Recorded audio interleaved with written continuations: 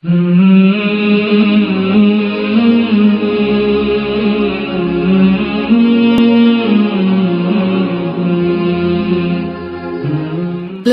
إله إلا الله محمد رسول الله.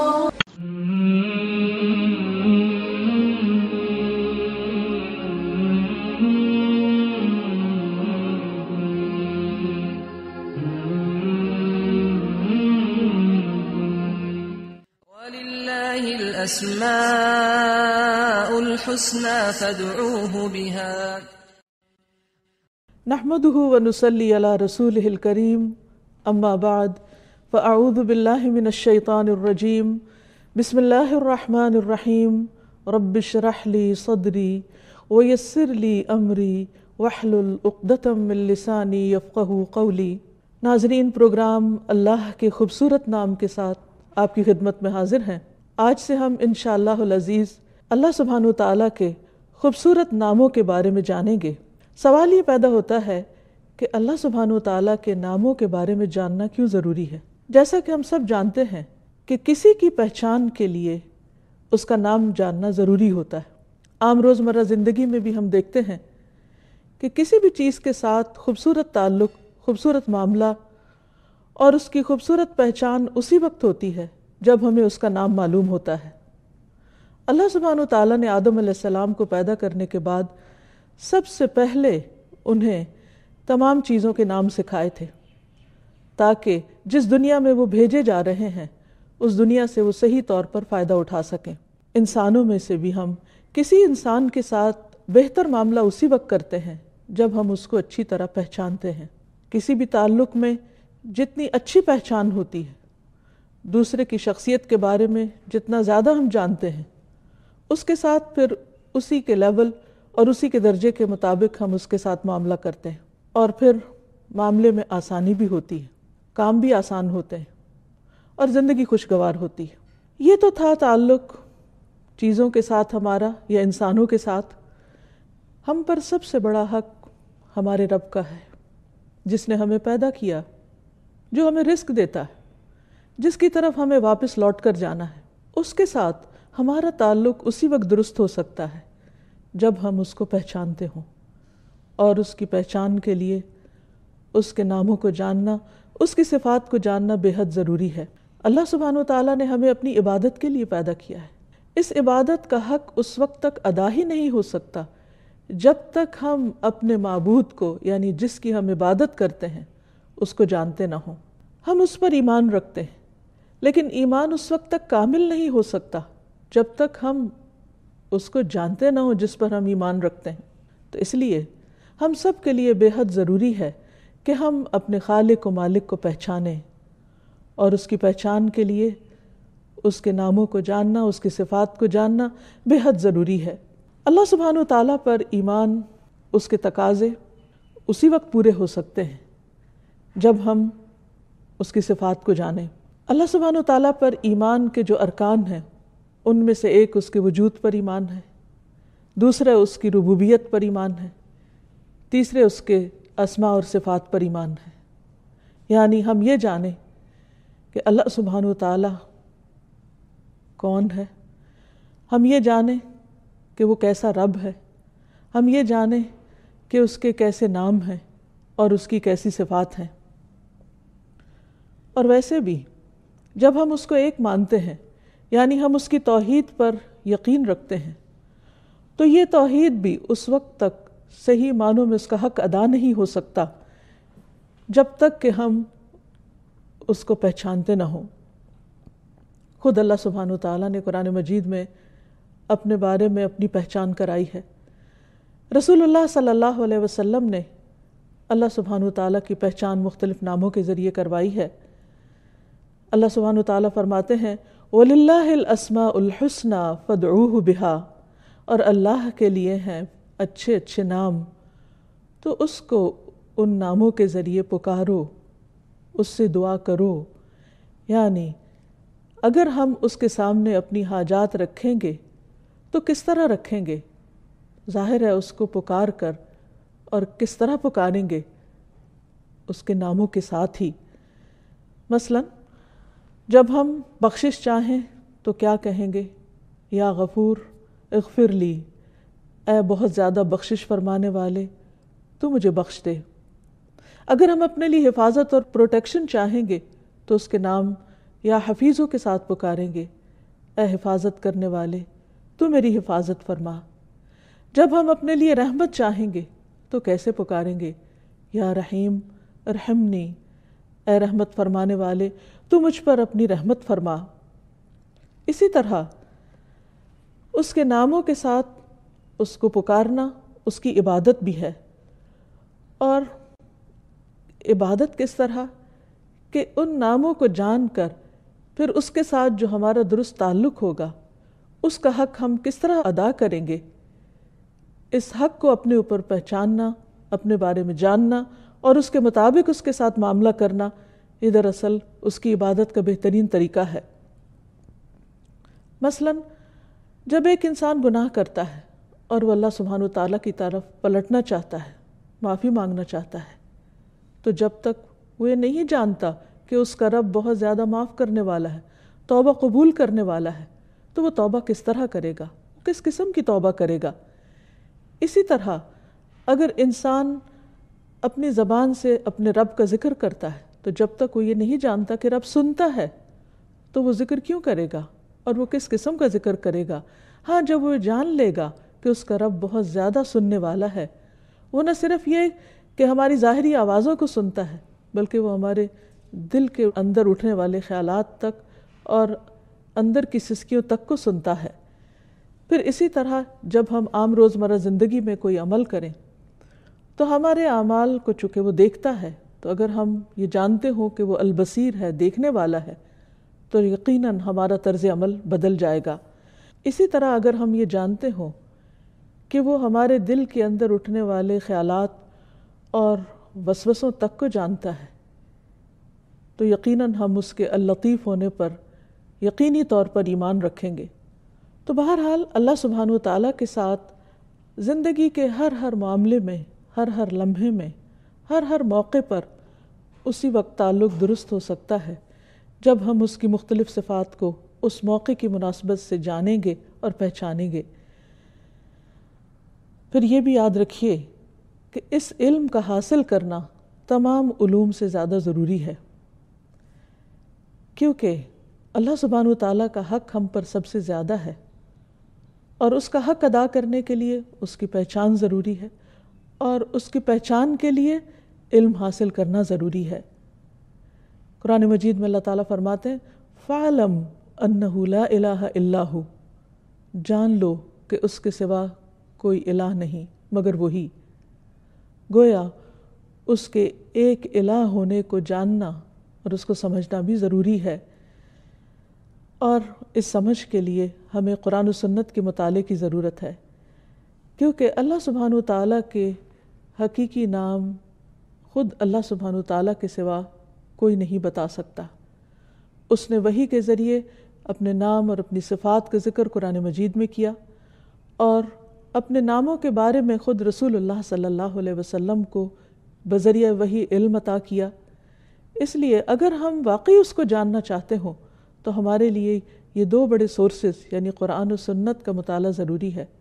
تو انشاءاللہ ہم اپنے اس پروگرام میں اللہ سبحانہ وتعالیٰ کے ان خوبصورت ناموں کی پہچان قرآن و سنت کے ذریعے آپ کے سامنے رکھیں گے، تاکہ ہم اللہ تعالیٰ کا حق صحیح طور پر ادا کر سکیں، اور اگر ہم اس کا حق ادا کریں گے تو وہ ہم سے راضی ہوگا، اور اگر وہ ہم سے راضی ہوگا تو ہی ہمارے لیے کامیابی اور نجات کی راہ کھلے گی۔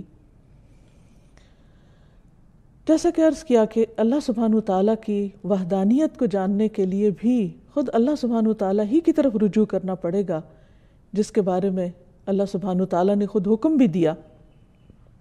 اسی طرح رسول اللہ صلی اللہ علیہ وسلم نے فرمایا جو شخص اس حال میں فوت ہوا کہ اسے علم تھا کہ اللہ کے سوا کوئی معبود برحق نہیں تو وہ جنت میں داخل ہوگا۔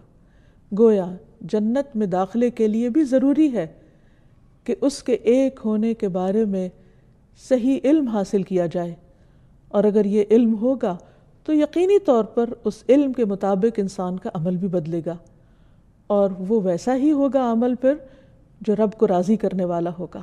پھر اسی طرح ایمان میں اضافے کے لیے بھی ضروری ہے کہ انسان اللہ سبحانہ وتعالیٰ کے اسماء و صفات کو جانے۔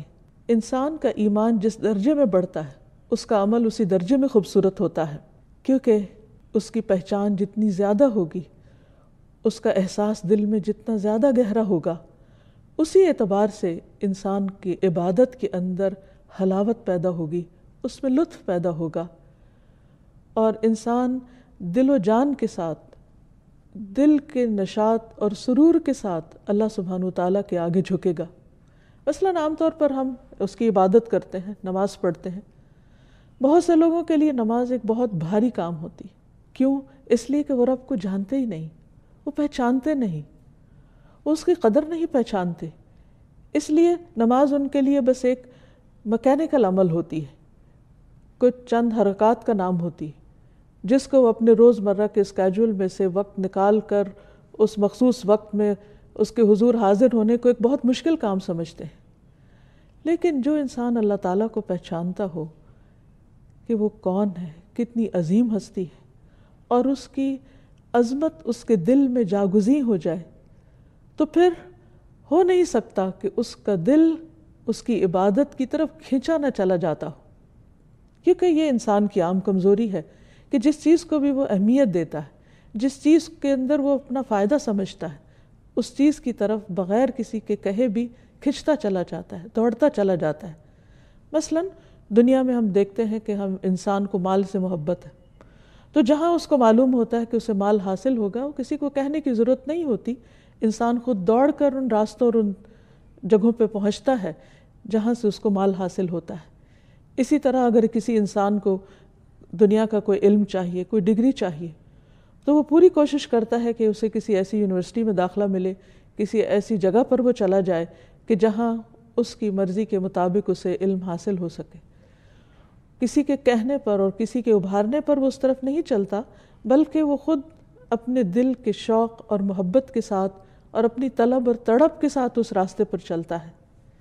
اسی طرح انسان کو دنیا میں جس بھی چیز کی چاہت ہوتی ہے وہ اس کے لیے راہیں نکال لیتا ہے۔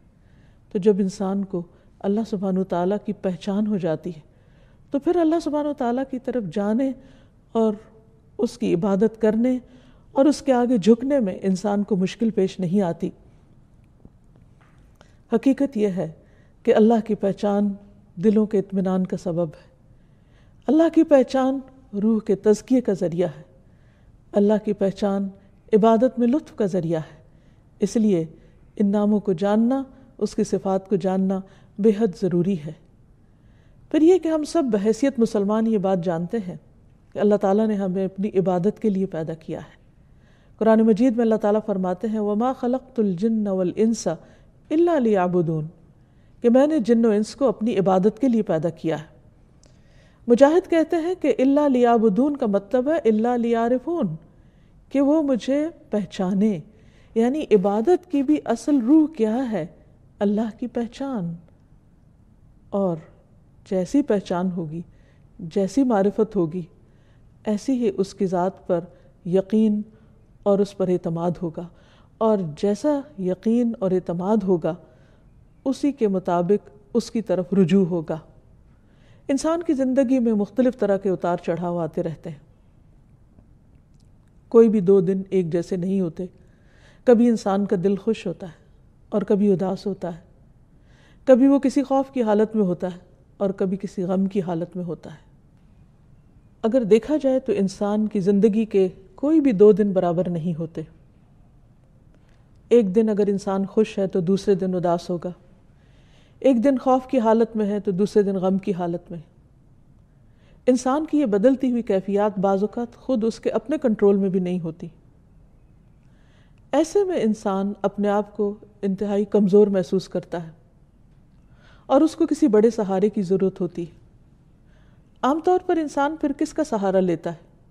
اپنی کسی بھی ایسی تکلیف، مجبوری اور کمزوری کی حالت میں وہی جو اس کو سامنے نظر آتا ہے، حالانکہ اس سے بڑا سہارا موجود ہے، لیکن وہ اس کو جانتا نہیں، وہ اس کو پہچانتا نہیں۔ لیکن اگر انسان واقعی اللہ کی معرفت رکھتا ہو، اللہ کی پہچان رکھتا ہو، تو وہ صرف ظاہری سہاروں پر پورا بھروسہ کرنے کی بجائے حقیقی معنوں میں اس کا سہارا پکڑے جو کبھی بھی ٹوٹنے والا نہیں، کبھی بھی ختم ہونے والا نہیں۔ جب انسان اللہ کو پہچانتا ہے تو پھر اس کی دعا اس کے دل کی گہرائیوں سے نکلتی ہے، پورے یقین کے ساتھ، اور جو دعا جتنے یقین کے ساتھ انسان مانگتا ہے اس کی قبولیت کا درجہ اتنا زیادہ ہی بڑھ جاتا ہے۔ پھر اسی طرح اللہ سبحانہ وتعالیٰ نے خود قرآن مجید میں ان ناموں کا واسطہ دے کر ان ناموں کے ذریعے دعا کرنے کے لیے کہا ہے، وَلِلَّهِ الْأَسْمَاءُ الْحُسْنَى فَادْعُوهُ بِهَا۔ لیکن یہ نام محض نام نہیں ہے۔ دنیا میں تو بہت سی چیزوں کے نام صرف نام ہوتے ہیں، وہ ان کی پہچان نہیں ہوتے۔ یہ نام چونکہ اس کی پہچان کا ذریعہ ہے، اسی لیے اللہ تعالیٰ فرماتے ہیں رب السماوات والارض وما بینہما فاعبدہ واستبر لعبادتہ هل تعلم له سمیہ۔ رب ہے آسمانوں اور زمین کا اور ان دونوں کے درمیان کی چیزوں کا، سو اس کی عبادت کرو اور اس کی عبادت پر خوب جمے رہو۔ کیا تم اس کا کوئی ہم نام جانتے ہو؟ یعنی اس کے سوا کوئی اور ایسا ہے کہ جس سے تم دعا کرو گے، جس کو تم پکارو گے، جو حقیقی معنوں میں تمہاری مدد کر سکتا ہو، جو تکلیف کے وقت تمہاری تکلیف دور کر سکتا ہو، جو تمہارے دل کو تھام سکتا ہو؟ کوئی بھی تو اور نہیں، کیونکہ اس کے سوا باقی سب تو مخلوق ہیں، اور ساری مخلوق خالق کے مقابلے میں کمزور ہے۔ وہ جس نے بنایا اور وہ جو بنائے گئے دونوں برابر نہیں ہو سکتے۔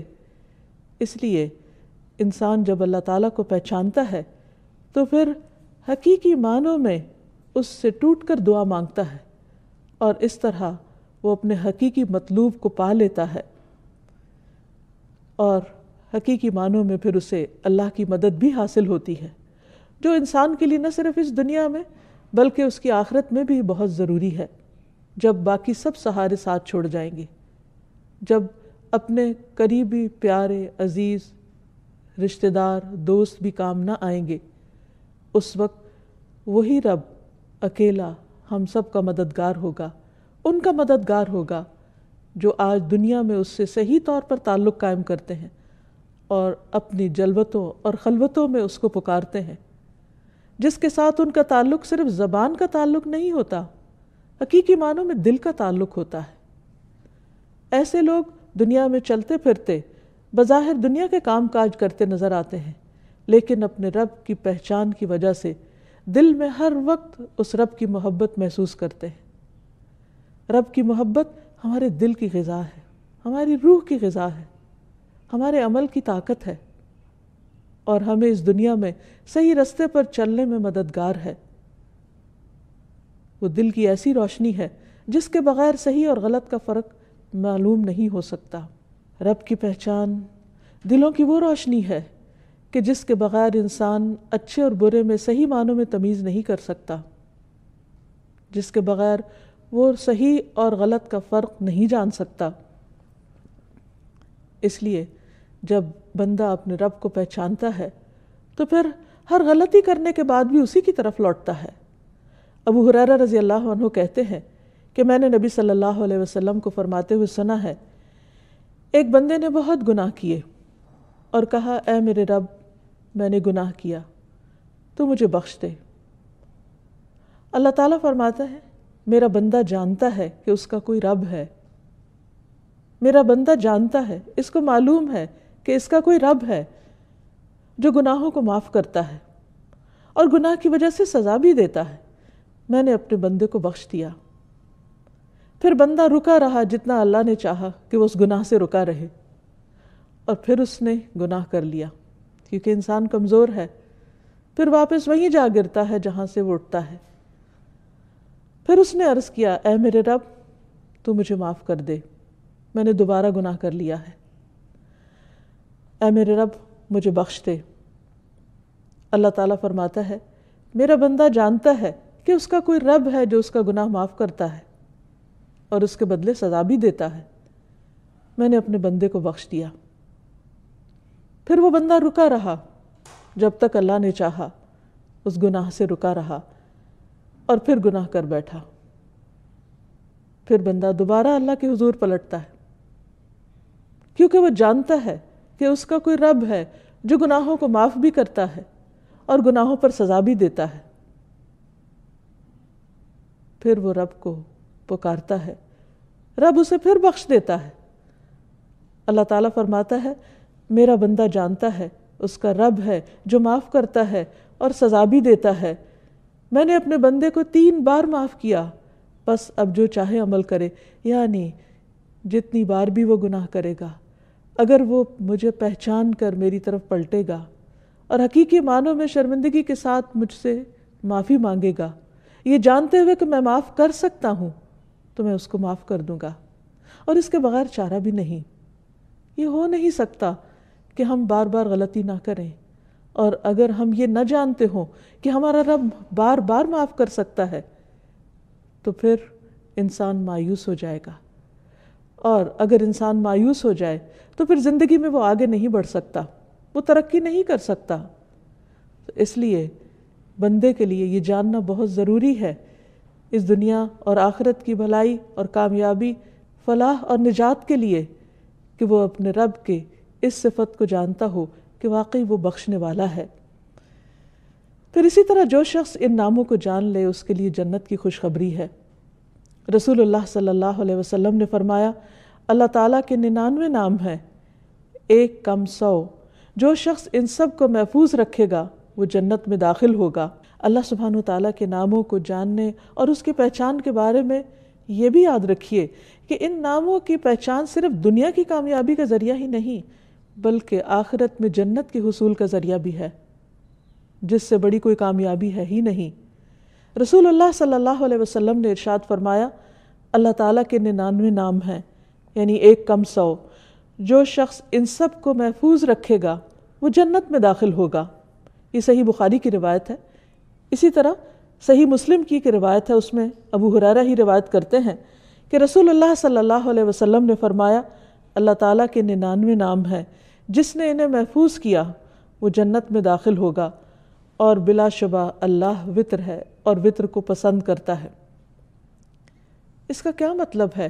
من احصاها دخل الجنہ، جس نے ان ناموں کو شمار کیا وہ جنت میں داخل ہوگا، یعنی ان ناموں کا احاطہ کرنے کی کوشش کی، ان ناموں کے معنی کو جانا، ان کے تقاضے کے مطابق عمل کیا، اور پھر ان کی بنا پر اپنے رب، اپنے خالق و مالک کے ساتھ اپنے تعلق کو درست کیا، اور ان ناموں کے تقاضے کے مطابق اپنے اعمال کو تبدیل کیا، تو ایسا شخص اللہ سبحانہ وتعالیٰ کی رحمت کا مستحق ہوگا۔ ابن القیم رحمہ اللہ کہتے ہیں کہ اللہ کے اسماء کو گن کر محفوظ رکھنے کے کچھ مرتبے ہیں، کچھ درجے ہیں۔ بندہ جب ان ناموں کو یاد کر لیتا ہے تو جنت میں داخل ہو جاتا ہے۔ یاد کرنے سے مراد صرف زبانی میمورائز کرنا ہی نہیں، بلکہ ابن القیم کے مطابق پہلا مرتبہ ہے ان کے الفاظ کو گننا اور شمار کرنا، دوسرا مرتبہ ہے ان کے معنی اور مفہوم کو جاننا، تیسرا مرتبہ ہے ان کے ساتھ دعا مانگنا، کیونکہ اللہ سبحانہ وتعالیٰ نے فرمایا وَلِلَّهِ الْأَسْمَاءُ الْحُسْنَى فَادْعُوهُ بِهَا، اور اللہ ہی کے لیے ہیں اچھے اچھے نام، پس تم اس کو ان ناموں کے ساتھ پکارو۔ اور اللہ کے ساتھ، اللہ کے ناموں کے ساتھ دعا مانگنے کے 2 مرتبے ہیں۔ نمبر 1 دعاء العبادہ، تعریف اور عبادت کی دعا، اور نمبر 2 دعاء المسئلہ، طلب اور مانگنے کی دعا۔ تو گویا اللہ تعالیٰ کی تعریف نہیں کی جا سکتی مگر اللہ سبحانہ وتعالیٰ کے خوبصورت ناموں کے ذریعے اور اس کی بہترین صفات کے ذریعے۔ یعنی اگر ہم اللہ تعالیٰ کی عبادت کرنا چاہیں، اللہ تعالیٰ کی حمد و ثنا کرنا چاہیں، اللہ تعالیٰ کا شکر ادا کرنا چاہیں، اللہ تعالیٰ سے اپنی محبت کا اظہار کرنا چاہیں، تو اس کے لیے ضروری ہے کہ ہم اس کو اس کے پیارے پیارے ناموں کے ساتھ پکاریں، وہ نام جو خود اس نے اپنے ہمیں بتا دیے، کیونکہ اس سے زیادہ خود اس کے بارے میں اور کون جان سکتا ہے، کوئی اور ہمیں اس کے بارے میں کیا بتا سکتا ہے سوائے اس کے جو خود اس نے اپنی پہچان ہمیں کرا دی۔ لہٰذا جب ہم اللہ سبحانہ وتعالیٰ کے ان ناموں کا ذکر کریں گے، ورد کریں گے، ان کے ساتھ اس کو پکاریں گے، تو گویا یہ ایک عبادت کی حالت ہوگی۔ اور پھر اگر ہم اس سے کچھ مانگیں گے تو وہ ہمیں عطا کرے گا، کیونکہ یہ اس کا اپنا فرمان ہے کہ تم ان کے ساتھ اس کو پکارو۔ اور یہاں یہ بات بھی پھر یاد رہے کہ یہ نام خود اس نے ہمیں بتائے ہیں، لہٰذا ان ناموں کی مناسبت کے ساتھ اپنی حاجات پیش کرنا، اس سے سوال کرنا، اس سے دعا مانگنا اس کو پسند ہے۔ ویسے بھی دعا کرنا ایک عبادت ہے، اور اللہ سبحانہ وتعالیٰ اس بندے سے خوش ہوتا ہے، اس سے راضی ہوتا ہے جو اپنی ہر چھوٹی بڑی ضرورت میں اللہ سبحانہ وتعالیٰ کی طرف رجوع کرتا ہے۔ اور اس میں بندے کے لیے عین سعادت ہے، خوش قسمتی ہے کہ اللہ نے اپنے بندوں کو اپنا ہی محتاج کیا، جو ان کا حقیقی مالک ہے اور ان کو سب کچھ دینے پر قادر ہے، انہیں دوسری مخلوقات کے تابع نہیں کیا۔ باقی مخلوقات درخت ہوں یا پتھر ہوں، زمین ہو یا آسمان ہو، ستارے ہوں یا چاند ہوں، یہ سب تو انسان کی خدمت میں لگے ہوئے ہیں۔ یہ انسان کے الہ ہو نہیں سکتے، انسان کے معبود ہو نہیں سکتے، اور حقیقی معبود وہی ہے جو ان سب کا خالق ہے، اور وہی ہم سے چاہتا ہے کہ ہم باقی تمام چیزوں کی غلامی سے آزاد ہو کر صرف اس کے غلام بن جائیں، صرف اس کے بندے بن جائیں، تعریف بھی کریں تو اس کی، شکر ادا کریں تو اسی کا، مانگیں تو اسی سے، اور گناہ کر لیں تو پلٹیں بھی اسی کی طرف جو شرمندہ نہیں کرتا، جو پکارتا ہے کہ اے دن کے گناہگار تو رات کو لوٹا، میں تجھے معاف کر دوں گا، اور اے رات کے گناہگار تو دن کو پلٹا، میں تجھے معاف کر دوں گا۔ اگر تیرے گناہ آسمان کے کناروں تک پہنچ جائیں تو میں اتنی ہی مغفرت کے ساتھ تجھے ملوں گا اور میں تجھے معاف کر دوں گا۔ وہ ہمارا اپنا رب ہے، وہ تمام بندوں اور تمام مخلوق سے زیادہ ہم سے محبت کرنے والا ہے۔ ہماری نجات اسی کے دامن میں ہے، اسی کی طرف رجوع کرنے میں ہے۔ لہٰذا یہ نام جہاں عبادت کا ذریعہ ہے، وہاں مانگنے کا ذریعہ ہے، دعا کا ذریعہ ہے، لہٰذا اس سے مانگتے رہنا چاہیے۔ اور پھر اس معاملے میں ایک احتیاط بھی ضروری ہے، اور وہ یہ کہ اللہ سبحانہ وتعالیٰ کو صرف وہی نام دیے جائیں گے جو اس نے خود ہمیں بتائے۔ ہم اپنی طرف سے اس کا کوئی نام نہیں رکھ سکتے، اور نہ ہی ہمیں اس کی اجازت ہے کہ ہم اس کے ناموں میں الحاد کریں، درست راستے سے ہٹیں۔ یعنی جو نام اللہ سبحانہ وتعالیٰ نے یا اللہ سبحانہ وتعالیٰ نے اپنے حبیب محمد صلی اللہ علیہ وسلم کے ذریعے ہمیں بتائے ہیں، اس کے علاوہ ہم اپنی طرف سے اس کے کوئی نام نہیں رکھ سکتے۔ مثلاً ہم یہ جانتے ہیں کہ اللہ سبحانہ وتعالیٰ شفا دیتے ہیں، لیکن ہم اللہ سبحانہ وتعالیٰ کا نام ڈاکٹر نہیں رکھ سکتے، وہ نام انسانوں کے لیے۔ تو وہ نام جو عام طور پر ہم نے انسانوں کے لیے رکھے ہیں یا انسانوں کی جو صفات ہیں، وہ اللہ سبحانہ وتعالیٰ کو زیبا نہیں ہے۔ اس لیے اس معاملے میں بہت احتیاط کی بھی ضرورت ہے، اور ہمیں اس معاملے میں کتاب و سنت سے آگے نہیں بڑھنا۔ اور پھر اللہ سبحانہ وتعالیٰ کو مخلوق سے تشبیہ نہیں دینی، کیونکہ اللہ سبحانہ وتعالیٰ ان سب سے اعلیٰ و افضل ہے، اس لیے اس کی جو صفات ہیں اسی کے ساتھ خاص ہیں، اور جو اس کی صفات ہیں وہ اسی کو زیبا ہیں، اور اس میں کسی بھی قسم کی تحریف جائز نہیں، کسی بھی قسم کی تشبیہ جائز نہیں، کسی بھی قسم کی تمثیل جائز نہیں۔ یعنی ہم یہ نہیں کہیں گے کہ اللہ تعالیٰ سنتا ہے جیسے بندے سنتے ہیں، نعوذ باللہ، ایسا نہیں کہہ سکتے۔ اسی طرح یہ بھی نہیں کہ وہ کیسے سنتا ہے یہ ہمیں نہیں معلوم، نہ اس نے ہمیں بتایا ہے۔ ہمارا بس یہ یقین ہونا چاہیے کہ اس نے ہمیں بتایا ہے کہ وہ سنتا ہے تو بس سنتا ہے، کیسے کا جواب ہمیں نہیں معلوم۔ اسی طرح اس کے ناموں میں کمی اور کوتاہی بھی درست نہیں۔ ہمارا ایمان ہے اس پر، وہ ویسا ہی ہے جیسا اس نے ہمیں بتایا ہے کہ وہ ہے۔ بہرحال یہ بات ہمیشہ ہمارے ذہن میں رہے کہ اللہ سبحانہ وتعالیٰ کے نام اور اس کی صفات جن کا ہم آئندہ ذکر پڑھیں گے، سنیں گے، کریں گے، وہ صرف اسی کے لیے خاص ہے۔ اسے مخلوق کے ساتھ تشبیہ نہیں دی جا سکتی۔ قرآن مجید میں اللہ تعالیٰ فرماتے ہیں لیس کمثلہ شیء وہو السمیع البصیر، کہ اس کی مثال کی طرح بھی کوئی مثال نہیں، کوئی چیز اس جیسی نہیں۔ اس لیے جب ہم اس کے مختلف ناموں اور صفات کا ذکر سنیں یا پڑھیں تو انہیں مخلوق کے ساتھ ذہن میں نہ لائیں، وہ صرف اسی کے لیے خاص ہے، اور یہ یقین رکھیں کہ وہ سننے والا ہے، دیکھنے والا ہے، لیکن وہ اس طرح نہیں سنتا جیسے بندے سنتے ہیں، اور اس طرح نہیں دیکھتا جیسے بندے دیکھتے ہیں۔ تو یہاں چلتے ہوئے یہ بات بھی ذہن میں رہے کہ اللہ سبحانہ وتعالیٰ کے ناموں اور صفات کو جاننے کے لیے کچھ قواعد، کچھ طریقے اور کچھ اصول ہیں جن کو ذہن میں رکھنا ضروری ہے۔ پہلی چیز یہ کہ اللہ سبحانہ وتعالیٰ کے سارے ہی نام اچھے ہیں۔ اللہ لا الہ الا ہوا لہ الاسماء الحسنی، اللہ وہ ہے جس کے سوا کوئی معبود برحق نہیں، سب سے اچھے نام اسی کے ہیں۔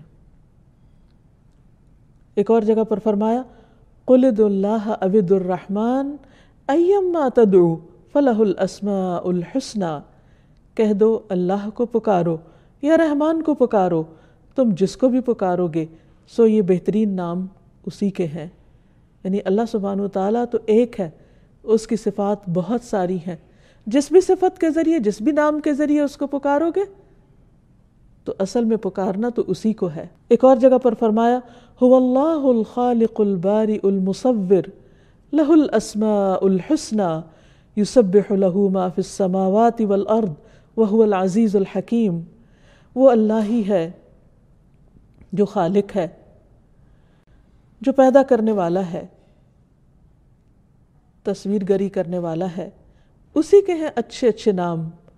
زمین و آسمان کی ہر چیز اس کی تسبیح بیان کر رہی ہے، اس کی پاکی بیان کر رہی ہے، اور وہ زبردست ہے، حکمت والا ہے۔ اس لیے قرآن مجید کی جتنی آیات میں اللہ سبحانہ وتعالیٰ کے ناموں کا ذکر آتا ہے، اس کی صفات کا ذکر آتا ہے، وہاں حسنہ کا لفظ ساتھ ہی آتا ہے، اور حسنہ کا معنی ہوتا ہے وہ چیز جو حسن اور خوبی کی انتہا کو پہنچی ہوئی ہو، یعنی مبالغہ کا صیغہ، یعنی جس میں مبالغہ ہے۔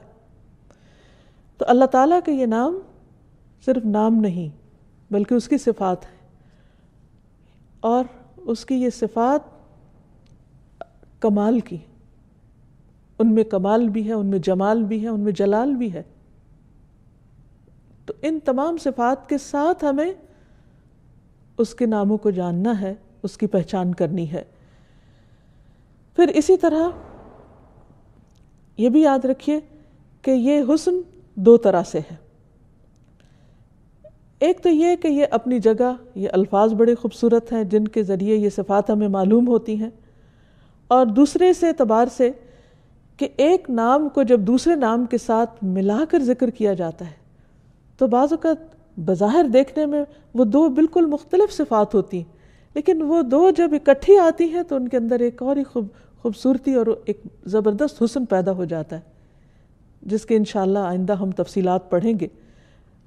مثلا یہاں بھی ہم دیکھتے ہیں کہ جیسے اللہ سبحانہ وتعالیٰ کی ایک صفت العزیز ہے اور دوسری الحکیم ہے۔ عموماً قرآن مجید میں دو صفات اکٹھی آتی ہیں۔ العزیز کا معنی ہے زبردست یا غلبے والا، جس میں قوت کا اظہار پایا جاتا ہے، اور دوسری طرف الحکیم حکمت والا، وزڈم والا۔ یعنی اللہ سبحانہ وتعالیٰ جہاں قوت، اقتدار، غلبے اور جبروت کے مالک ہیں، وہاں دوسری طرف وہ بہت حکمت والے ہیں۔ عموماً کیا ہوتا ہے کہ جب کسی کے پاس قوت آ جاتی تو وہ اس قوت کو جیسے چاہتا ہے استعمال کرتا ہے، لیکن اللہ سبحانہ وتعالیٰ اپنی ان تمام قوتوں کو حکمت کے ساتھ استعمال کرتے ہیں۔ اور پھر آخر میں یہ کہ اللہ تعالیٰ کے نام صرف کسی مخصوص تعداد یا مقدار میں نہیں، بلکہ اس کے کچھ نام ایسے ہیں جو اس نے اپنے خزانہ غیب میں رکھے ہوئے ہیں، اور کچھ نام اس کی کتاب میں ہیں، اور کچھ نبی صلی اللہ علیہ وسلم کے ذریعے ہمیں بتائے گئے ہیں۔ جیسے کہ ایک دعا سے ہمیں پتہ چلتا ہے اسألک بکل اسم ہو لک سمیت بہ نفسک او انزلتہ فی کتابک او علمتہ احدا من خلقک او استأثرت به فی علم الغیب عندک، کہ اے اللہ میں تجھ سے تیرے ہر نام کے واسطے سے دعا کرتا ہوں، وہ نام جو تو نے اپنی ذات کے لیے رکھے، یا وہ نام جو تو نے اپنی کتاب میں اتارے، یا وہ نام جو تو نے اپنے مخلوقات میں سے کسی کو سکھا دیے، یا وہ نام جو تو نے اب تک اپنے خزانہ غیب میں محفوظ فرما رکھے، یعنی کسی کو بھی نہیں بتایا کیونکہ وہ اس سے بے نیاز ہے۔ تو میں تیرے ان تمام ناموں کے ذریعے تجھ سے دعا کرتا ہوں۔ تو یاد رکھیے کہ اللہ سبحانہ وتعالیٰ کے صرف 99 یا 99 نیمز ہی نہیں، اس سے زیادہ ہیں۔ اس حدیث سے پتہ یہ چلتا ہے کہ اگر کوئی 99 بھی یاد کر لے گا تو وہ اس کے لیے جنت میں جانے کا راستہ آسان کر دیں گے، لیکن اس حدیث دوسری سے پتہ چلتا ہے کہ یہ نام اس سے کہیں زیادہ ہیں، اور کچھ تو اللہ تعالیٰ نے ہمیں بتائے ہیں اور کچھ بتائے بھی نہیں۔ اور آخر میں یہ کہنا چاہوں گی کہ جب تک ہماری زندگی ہے، جب تک اللہ سبحانہ وتعالیٰ نے ہمیں بولنے کی، اظہار خیال کی استطاعت دی ہے، اس وقت سے، ان گھڑیوں سے فائدہ اٹھانا چاہیے اور اللہ سبحانہ وتعالیٰ کو خوب خوب پکارنا چاہیے۔ کہیں ایسا نہ ہو کہ مہلت کے یہ لمحات ختم ہو جائیں اور پھر ہم اپنے اعمال کے ساتھ اللہ کے حضور حاضر ہوں۔ اس وقت اگر خدا نخواستہ ہمیں وہ انجام دیکھنا پڑا جو ہمیں پسند نہ ہو، تو وہاں اس کو پکارنا کچھ بھی فائدہ نہ دے گا۔ اس لیے مانگنے کا وقت آج ہے۔ آئیے اللہ تعالیٰ سے دعا کریں کہ اے اللہ، تو ہمیں اپنے تمام ناموں کے وسیلے سے، اپنے تمام ناموں کے ذریعے ہم پر اپنی رحمت فرما، ہمیں ان کی پہچان کروا دے، ہمیں اپنی ذات کی وہ معرفت دے کہ جس سے ہمارے یقین اور ایمان میں اضافہ ہو، جس سے ہمارے لیے تیری عبادت آسان ہو، جس سے ہمارے اندر تیری محبت اور تیری چاہت کا ذوق پیدا ہو۔ اے اللہ، تو ہمارے لیے اس کام کو آسان فرما دے۔ وآخر دعوانا ان الحمد للہ رب العالمین۔ سبحانک اللہم وبحمدک، اشہد ان لا الہ الا انت، استغفرک واتوب الیک۔ القاهر يا الله، أنت الحسيب يا الله، أنت الشافي يا الله، أنت